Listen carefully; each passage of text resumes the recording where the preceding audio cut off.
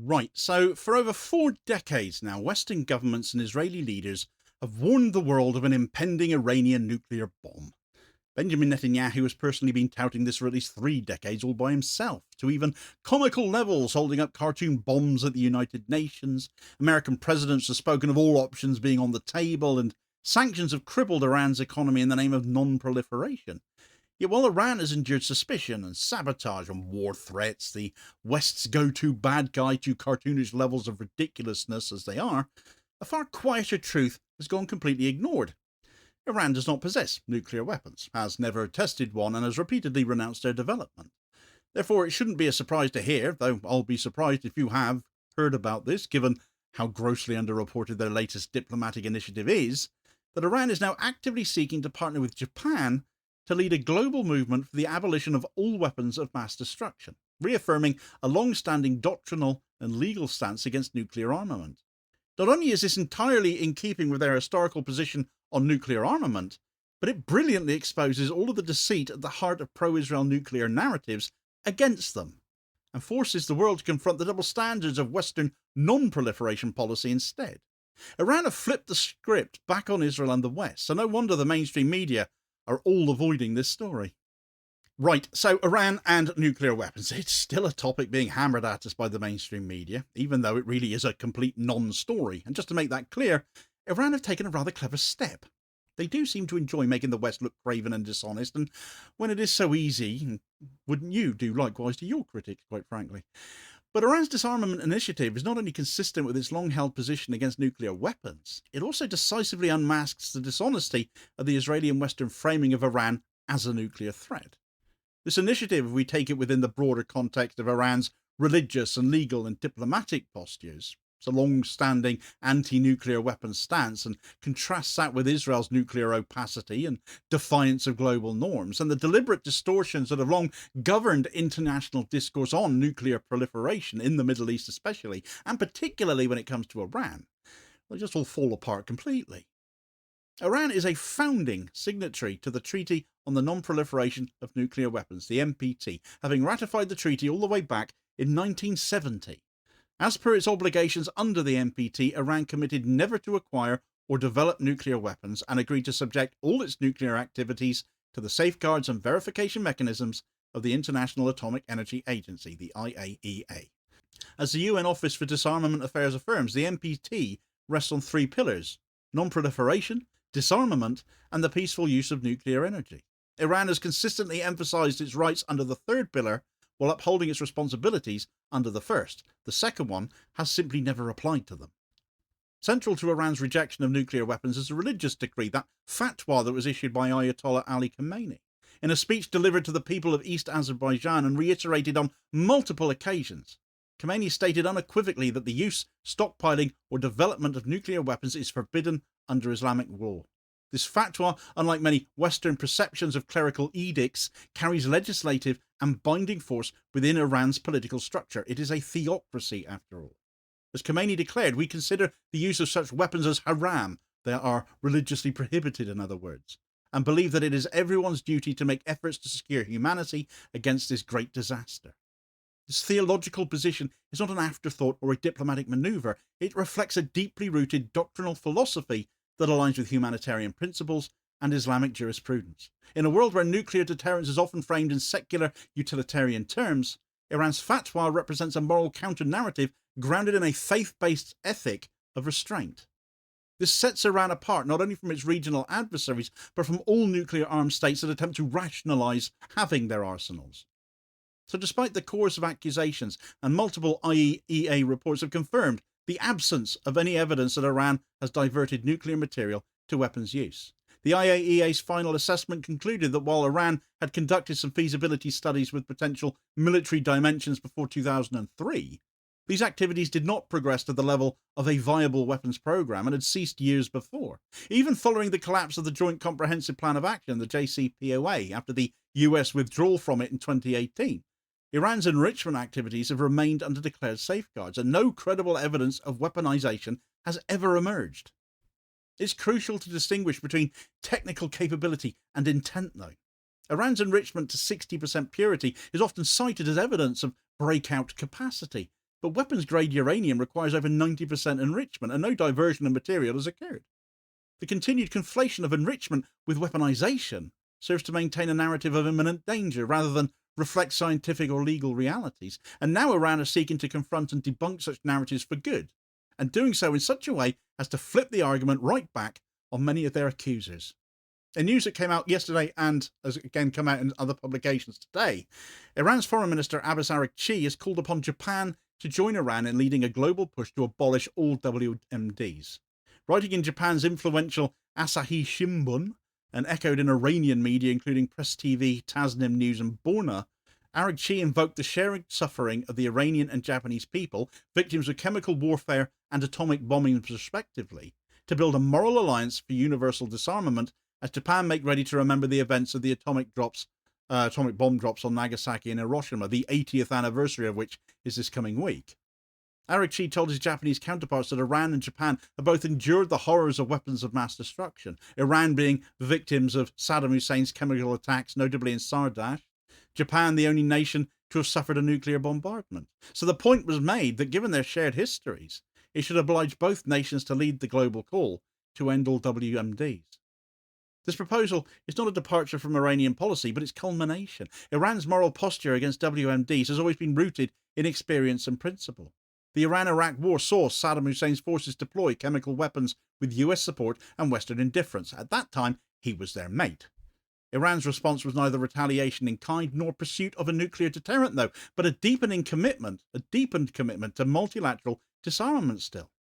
By involving Japan, Iran brings moral weight and global credibility to its campaign. Japan is a pacifist nation with constitutional renunciations of war and nuclear armament. Its involvement would not only elevate Iran's initiative, but corner the West into confronting the hypocrisy of sanctioning Iran whilst ignoring Israel's nuclear arsenal themselves. Moreover, this alignment has strategic implications as well. If Japan joins Iran in a joint disarmament framework, it not only creates diplomatic synergy between a global South power and a Western-aligned industrial democracy, but it forces a re-evaluation then of who sets the terms of global non-proliferation. Iran is positioning itself not merely as a state under siege, but as a leader in a broader moral and humanitarian effort to rid the world of weapons of mass destruction. The fact, although Iran is 3 weeks away from a nuclear weapons arguments would have a symbolic WMD set off under them, is a bonus on top of that, of course. Israel is not a signatory to the NPT. It has never declared its nuclear weapons, never allowed IAEA inspections, and never acknowledged its arsenal. It's never been forced to either. Its arsenal is estimated at 80 to 90 warheads by SIPRI, the Stockholm International Peace Research Institute. Its nuclear opacity is enabled and protected by the United States, which maintains a policy of deliberate ambiguity in support of Israel's strategic dominance. This unofficial arrangement, originating from the Richard Nixon-Golda Meir Agreement of 1969, allows Israel to retain its nuclear monopoly in the Middle East without international accountability. Unlike Iran, Israel faces no inspections, no sanctions, no sabotage, and no international scrutiny at all. It is the only state in the Middle East with nuclear weapons, yet it accuses Iran, which has none, of destabilizing the region. This hypocrisy has been the cornerstone of Benjamin Netanyahu's political theatre over the matter, from UN speeches with cartoon bombs to covert operations and cyber attacks on Iranian facilities and all the strikes we saw back in June. Israel has built a narrative architecture in which its own arsenal disappears while Iran's non-existent bomb becomes a global obsession. Whistleblowers like Mordecai Vanunu have provided detailed accounts of Israel's weapons program, confirming the Dimona facility's role in weapons production. Yet Vanunu was imprisoned and the global media quickly buried the revelations. Israel continues to evade the international disarmament framework with the tacit approval of Western powers. The Center for Strategic and International Studies, the CSIS, while often aligned with Western policy views, acknowledges that Israeli strikes on Iranian facilities risk destabilizing the region without achieving any long-term deterrence. These attacks, alongside US sanctions, have served to do nothing but undermine diplomacy. But the Western media landscape has played a crucial role in constructing and perpetuating the myth of the Iranian bomb. Terms like nuclear breakout, clandestine program, existential threat are all deployed with little scrutiny or evidentiary basis. Meanwhile, Israel's arsenal is relegated to footnotes or treated as a taboo subject. And this selection of attention functions as propaganda at the end of the day. It centres Iran as a global pariah, while rendering Israel invisible in the very arena where it poses the greatest threat. Major outlets like the New York Times or CNN or the BBC have routinely repeated Israeli claims of imminent Iranian bombing without interrogating their basis.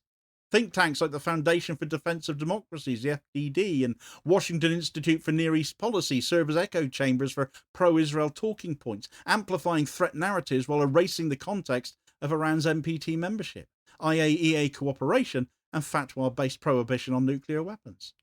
The media asymmetry distorts public perception and policy-making alike, which is also why you will never hear anything about this story in Western mainstream media. I guarantee that. While Iran's every enrichment activity is portrayed as a crisis, Israel's actual arsenal is normalized or ignored. The net effect is to manipulate international attention, drawing it away from real proliferation risks and towards fictional ones instead. This is not journalism. It is narrative engineering in service of vested interests. Iran's overture to Japan and the global disarmament movement functions as diplomatic judo, if you can forgive a cheesy analogy here. It uses the moral momentum of its adversaries against them. Where Western states claim to support disarmament, Iran is now calling their bluff.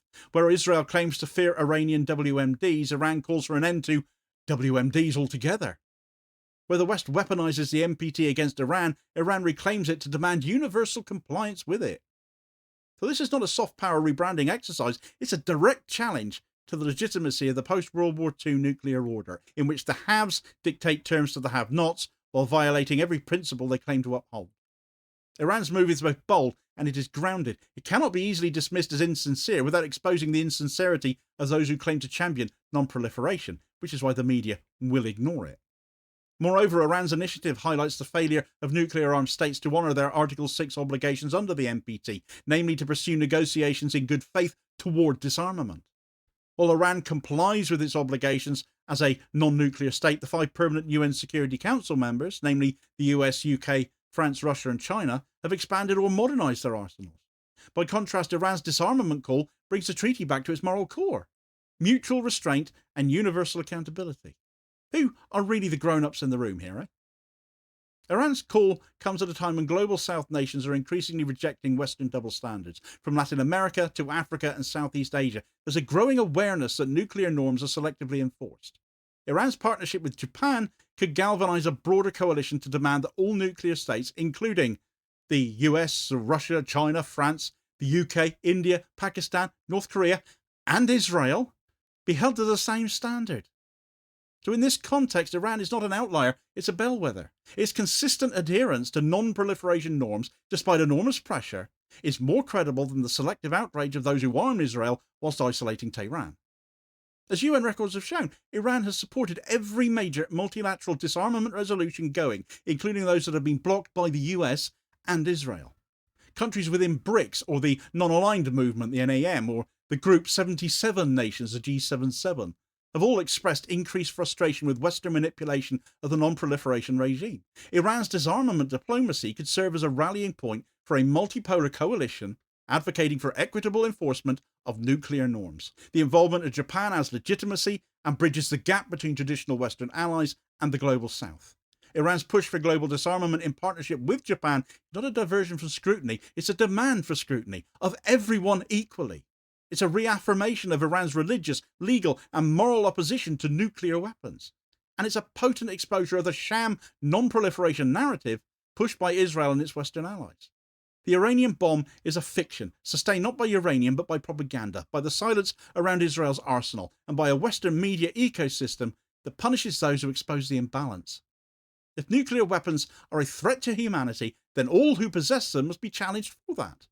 Iran, unlike its accusers, has issued that challenge now.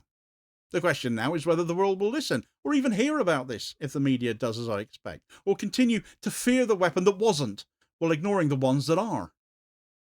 Speaking of terror alerts issued by Israel that might be a load of stuff and nonsense though, even Abraham Accord allies of Israel are not immune from attack when politically convenient, as the United Arab Emirates is now no longer safe for Israelis to travel to, apparently, with Israel withdrawing its diplomats even. Yet they're still keeping the embassies open. So is there a legitimate threat, or does it all have more to do with the UAE demanding Israel remove their scandalised ambassador, and this is just the cover story? Check out the details of that story in this video recommendation here as your suggested next watch.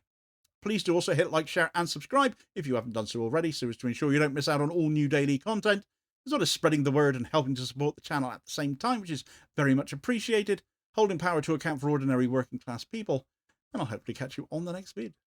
Cheers, folks.